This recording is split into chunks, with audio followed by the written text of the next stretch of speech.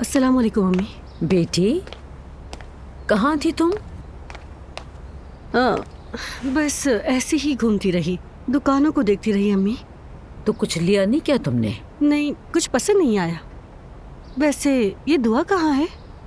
यही है, मसरूफ होगी। लो आ गई। अरे दुआ, आओ बेटी। डिस्टर्ब तो नहीं किया?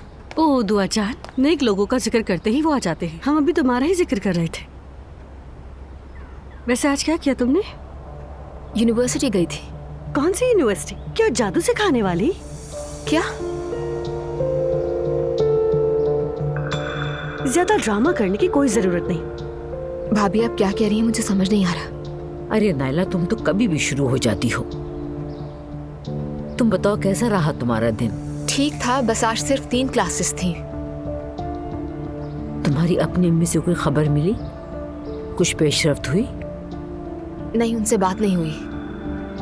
रिहा तो वो हो गया, तुम्हारे अब्दुल्ला बाबा से ही पता चला था, मगर उसके बाद क्या हुआ ये नहीं मालूम। बेचारे उमर अंकल कैसे कैसे हालात से गुजरे, और वो भी बिला वजह।